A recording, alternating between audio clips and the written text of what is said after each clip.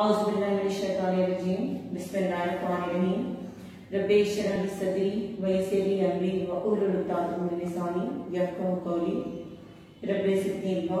ऐ मेरे रब मेरे इल्म में इज़ाफ़ा फरमा। अस्सलाम वालेकुम स्टूडेंट्स, हाउ आर यू? कैसे हैं बेटा आप लोग? My name is Sadia and I am your mathematics teacher from Darul Uloom Hajaj campus. Last lecture में बेटा हम लोग डिस्कस कर रहे थे solution of simultaneous linear equations by using matrix inversion method. Now today we will solve the same question by using Cramer's rule. Question की statement मैंने same ली है, मेथड जो है वो आज डिफरेंट है। आज हम इसको सॉल्व करेंगे बाय क्रैमर्स रूल। तो ये थोड़ा शॉर्ट है इन्वर्जन मेथड से और बच्चों को ये थोड़ा इजी भी लगता है। अगर आप एक दफा जो है बेटा इसमें जो ट्रिक है, जो हमें थोड़ा सा चेंज लाना है, वो आपके माइंड में रह जाए तो you will find it quite easier. Statement में फर्स्ट स्टेप हमारा इसके लिए वही होगा कि आपने इसी तरह से you will change, you will convert the equations in the form of matrices. पहला स्टेप मैंने वो एज इट इज ही रखा है कि कोफिशिएंट मैट्रिक्स ए, जिसमें हमने फर्स्ट वाला जो कॉलम हमने बनाया हुआ है वो हमारे पास x के कोफिशिएंट्स है 2 और 3। बेटा इस पर थोड़ा सा फोकस कीजिएगा। फर्स्ट कॉलम जो हमने अपने मैट्रिक्स ए का बनाया है उसमें हमने x के कोफिशिएंट्स लिए हैं। जो सेकेंड कॉलम है वो हमारे पास y के कोफिशिएंट्स है। यहाँ पे मैंने x मैट्रिक्स लिया है, वेरिएबल्स जिसमें सेपरेट किए हैं, और b में इसी तरह से जो हमारे पास राइट हैंड साइड पर वैल्यूज थी उनको सेपरेट किया है। अब इसमें आपने क्या करना है, this is the main important जो है ना, that is the main important step of Cramer's rule, कि हमने 3 मैट्रिसेस बनाने हैं each of 2 by 2 order. 3 matrices हमें कौन से बनाने हैं, ये देखिए। एक तो ऑलरेडी हमने 2 by 2 ऑर्डर का मैट्रिक्स बना लिया ना यहां से अपनी इक्वेशन से। अब इसमें हमने चेंज लाके 2 फर्दर मैट्रिसेस बनाने हैं, AX एंड AY। इनकी फॉर्मेशन आपने कैसे करनी है, लेट्स सी। आपके पास जो ओरिजिनल मैट्रिक्स है, ठीक है, विच इज A, उसके फर्स्ट कॉलम को आपने रिप्लेस करना है with the column of B। जो आपके पास कॉलम मैट्रिक्स B है ना, जिसमें सिर्फ एक ही कॉलम है। जब आपने AX बनाना है तो आपने X के कोफिशिएंट्स को रिप्लेस करना है। बेटा ध्यान से देखिए, सुने इसको। For the formation of matrix AX you will replace the coefficients of X with the matrix of B.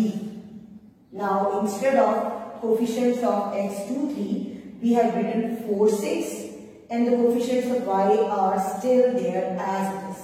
ठीक है, AX बनाने के लिए हमने A में क्या चेंज लाया है, X के कोफिशिएंट्स को रिप्लेस कर दिया है B मैट्रिक्स के साथ, जबकि Y के जो कोफिशिएंट्स हैं they are as it is present in matrix AX। Clear? अब नेक्स्ट देखें AY, इसके नेम से आपको कुछ आइडिया होगा है। इसकी फॉर्मेशन के लिए आपने मैट्रिक्स A में क्या चेंज लाना है, AY बनाना है, तो Y के कॉलम को, Y के कोफिशिएंट्स को रिप्लेस कर देंगे विद द मैट्रिक्स B, जबकि इसमें X वाला जो कॉलम था 2 और 3 वो एज इट इज जो है वो यहाँ पे स्टे है। ठीक है, AX के लिए X के कोफिशिएंट्स वाला कॉलम हमने रिप्लेस करना है। AY के लिए जो Y के कोफिशिएंट्स वाला कॉलम था वो हमने रिप्लेस करना है, और ये दोनों कॉलम्स आपने बारी बारी किसके साथ रिप्लेस करने हैं, B मैट्रिक्स के साथ, यानी उन वैल्यूज के साथ जो कि आपके पास राइट हैंड साइड पे हमारे पास है। ठीक है, which are written on the right hand side of the equations, जिनको हमने मैट्रिक्स B में अलग से सेपरेटली रखा। ठीक है, जब आपने ये 3 मैट्रिसेस बना लिए और आपको पता चल गया कि इनकी फॉर्मेशन कैसे करनी है, इट मींस कि आपका 50% क्वेश्चन जो है वो समझ में आ गया आपको और सॉल्व हो गया। दोबारा से देखें, ये स्टेप में दोबारा बता रही हूँ बेटा कि A मैट्रिक्स तो आपके पास क्लियर है, X और Y के कोफिशिएंट्स हैं। फर्स्ट वाला जो कॉलम है वो X के कोफिशिएंट्स है, सेकंड वाला कॉलम जो है वो Y के कोफिशिएंट्स है। For the formation of AX you will replace coefficients of X with matrix B, ये आपके पास ए एक्स बन जाएगा। For the formation of A Y you will replace coefficients of Y with matrix B और ये आपके पास ए Y बन जाएगा। क्लियर हो गया यहाँ तक? यहां तक जब आपको समझ आ गई है तो आगे क्वेश्चन बेटा आपके लिए बहुत इजी होगा। ठीक है, अब नेक्स्ट स्टेप हमारे पास क्या है?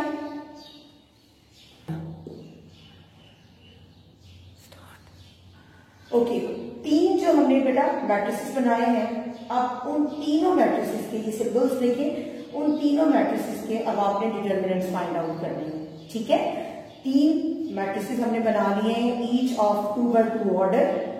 अब उसी तरह से आपको पता है डिटर्मिनेंट के लिए जो कंडीशन रिक्वायर्ड है that is that order must contain 2 by 2 order.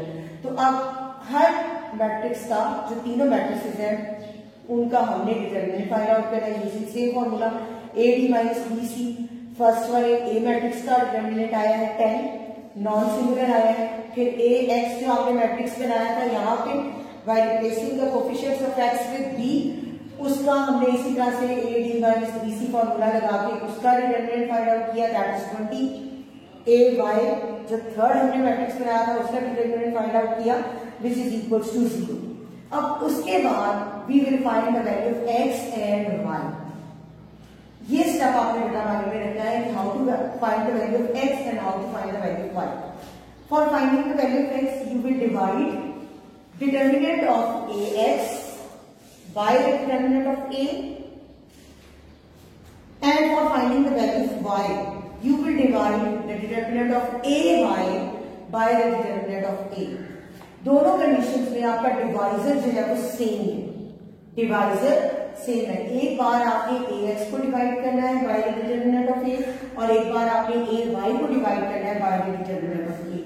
यहाँ पे देखिए ये ज्यादा इजी हो जाता है कि आपके पास 1 डिजिट वैल्यू आई ऑलरेडी होती है, एक वैल्यू एक न्यूमेरिकल वैल्यू होती है, आप उसको सिर्फ डिटर्मिनेंट के साथ डिवाइड करते हैं, आपके पास x की वैल्यू आ जाती है। इस क्वेश्चन में हमारे पास x की वैल्यू 2 आई। यहाँ पे क्योंकि a y जो था वो 0 आया था तो 0 divided by 10 is equal to 0। Same question मैंने इसलिए दिया है कि now even x is equal to 2 and y is equal to 0 कि हमने मेथड चेंज कर दिया है but the values of variables हैं दे आर सेम। कि आप एक इक्वेशंस को अगर आप मेथड चेंज करके सॉल्व करें तो आपके पास वेरिएबल के आंसर्स जो है वो सिमिलर ही आते हैं। ठीक है, तो होप्स कि बेटा आपको ग्रामर रूल जो है वो इजी लगा होगा और आपको सही से समझ में आ गया होगा। इसके स्टेप्स में आपने मेन चीज जो है वो माइंड में जो रखनी है वो ये रखना है कि किस तरह से आपने ए एक्स और ए वाई जो है वो मैट्रिसेस बनाने हैं। आगे आपने उन तीनों का जो है वो टर्न वाइज जो है वो डिटर्मिनेंट लेना है।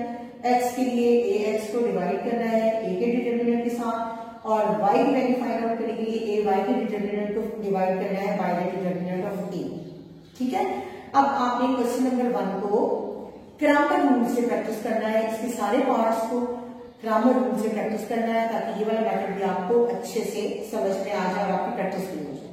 ठीक है, आज के लिए इतना ही। थैंक यू बेटा, अल्लाह हाफिज।